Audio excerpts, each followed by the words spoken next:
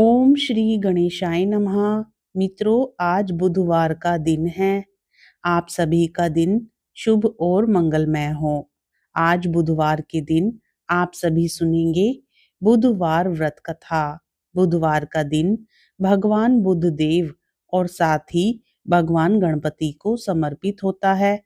आज के दिन यदि आप पूरी श्रद्धा के साथ इस व्रत कथा को सुनते हैं तो ऐसा करने से आपकी हर मनोकामना पूर्ण हो सकती है। तो आइए पूरी श्रद्धा के साथ बुधवार व्रत कथा को सुनते हैं। प्रेम से बोलिए श्री गणेश भगवान की जय, बुद्ध देव की जय। समतापुर नगर में मधुसूदन नामक एक व्यक्ति रहता था। वह बहुत ही धनवान था।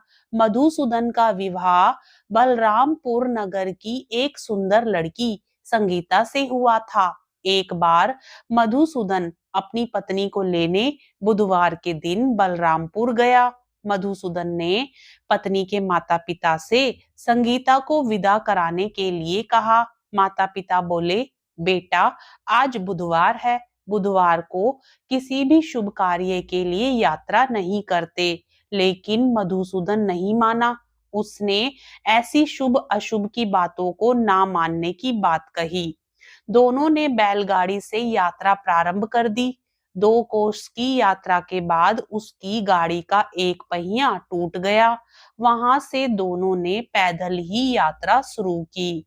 रास्ते में संगीता को प्यास लगी। मधुसूदन उसे एक पेड़ के नीचे बैठाकर जल लेने चला गया।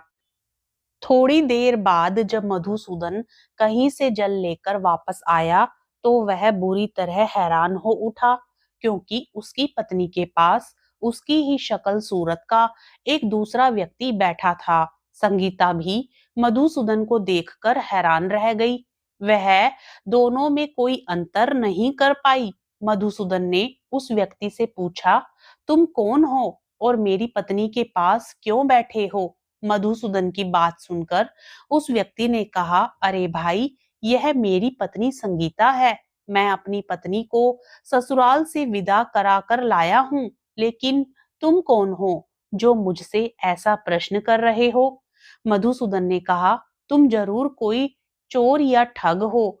यह मेरी पत्नी संगीता है। मैं इसे पेड़ के नीचे बैठाकर जल लेने गया था।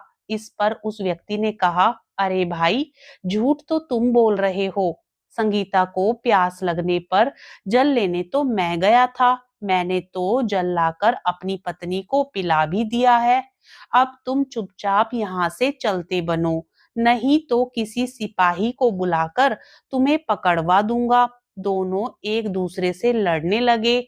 उन्हें लड़ते देख बहुत से लोग वहां एकत्रित हो गए।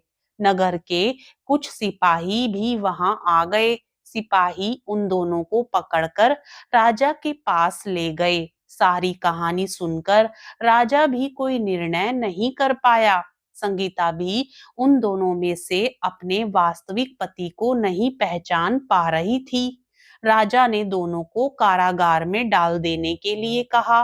राजा के फैसले पर असली मधुसूदन भयभीत हो उठा। तभी आकाशवाणी हुई, मधुसूदन, तूने संगीता के माता पिता की बात नहीं मानी और बुधवार के दिन अपनी ससुराल से प्रस्थान किया। यह सब भगवान बुद्ध देव के प्रकोप से हो रहा है। मधुसूदन ने भगवान बुद्ध देव से प्रार्थना की कि हे भगवान बुद्ध देव, मुझे क्षमा कर दीजिए। मुझसे बहुत बड़ी गलती हुई। भविष्य में अब कभी बुधवार के दिन यात्रा नहीं करूंगा और सदैव बुधवार को आपका व्रत किया करूंगा। मधुसूदन के प्रार्थना करने से भगवान बुद्ध देव ने उसे क्षमा कर दिया। तभी दूसरा व्यक्ति राजा के सामने से गायब हो गया। राजा और दूसरे लोग इस चमत्कार को देखकर हैरान हो गए। भगवान बुद्ध देव की इस अनुकंपा से राजा ने मधुसूदन और उसकी पत्नी को सम्मान पूर्वक विदा किया। कुछ दूर चलने पर रास्ते में उन्हें बैलगाड़ी मिल गई। बैलगाड़ी का टूटा हुआ पहिया भी जुड़ा हुआ था। दोनों उसमें बैठकर समतापुर की ओर चल दिए। मधुसूदन और उसकी पत्नी संगीता दोनों बुधवार को व्रत करते हुए आनंद पूर्वक जीवन यापन करने लगे।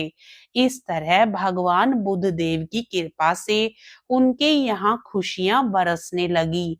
इस तरह जो स्त्री पुरुष विधि पूर्वक बुधवार का व्रत करते हैं और व्रत कथा सुनते हैं, और यदि व्रत नहीं भी रखते हैं तो भी व्रत कथा को सुनते हैं, तो वे पुण्य फल प्राप्त करते हैं। भगवान बुद्ध देव उनके सभी कष्ट दूर करते हैं। प्रेम से बोलिए बुद्ध देव भगवान की जय। मित्रों, बुधवार के दिन बुद्ध देव की कथा सुनने के साथ ही भगवान गणेश की कथा को भी जरूर सुनना चाहिए। बुधवार का दिन भगवान गणेश की कृपा पाने के लिए भी खास माना गया है। मान्यता है जो व्यक्ति सच्चे दिल से बुधवार का व्रत करता है और विधि विधान से गणपति बापा की पूजा अर्चना करता है, उसके जीवन के सारे कष्ट दूर हो जाते हैं। बुधवार व्रत जीवन में सुख समृद्धि और धन दौलत लाता है। ये व्रत धन प्राप्ति के रास्ते खोलता है और सारे बिगड़े काम बनाता है। बुधवार व्रत में गणपति बापा की पूजा करने के बाद इस व्रत कथा को भी जरूर सुनना चाहिए। गणेश भगवान की इस कथा को सुनने से व्रत का संपूर्ण फल प्राप्त होता है।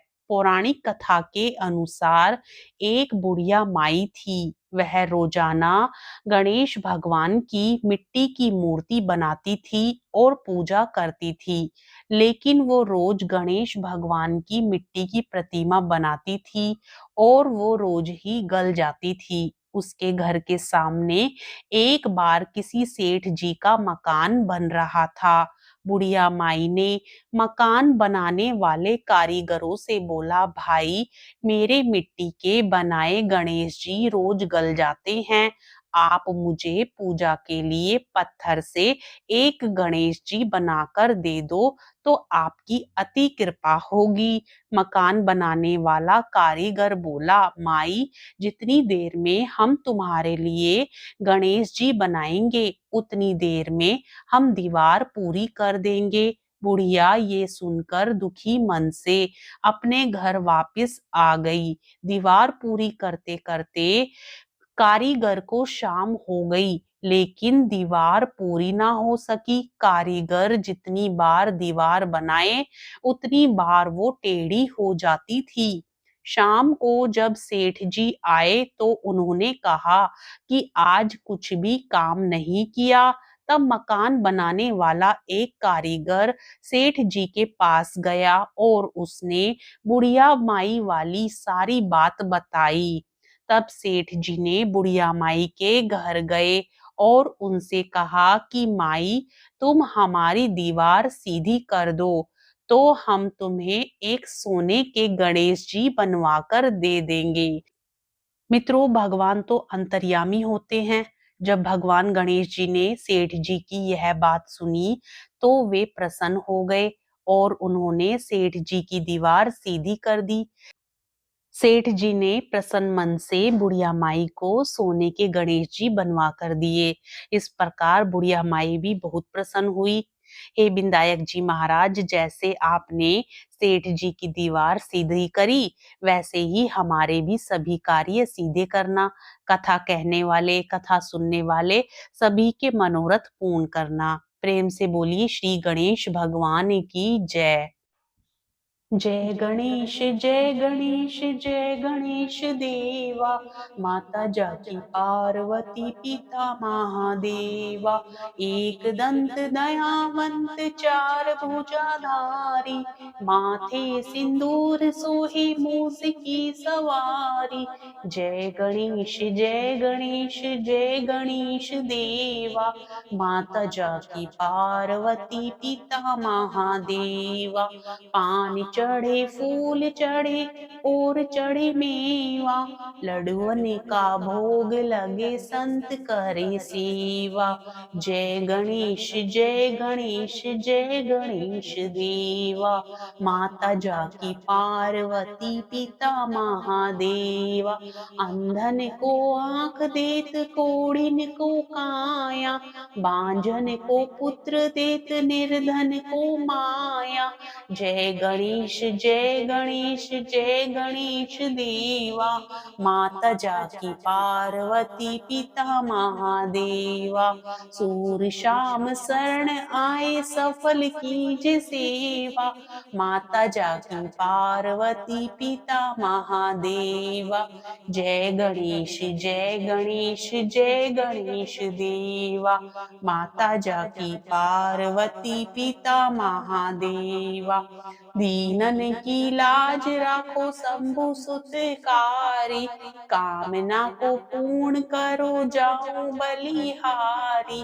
जय गणेश जय गणेश जय गणेश देवा, माता जाकी पार्वती पिता महादेवा। प्रेम से बोलिए श्री गणेश भगवान की जय। मित्रों, आज की कथा आपको कैसी लगी हमें कमेंट करके जरूर बताएं।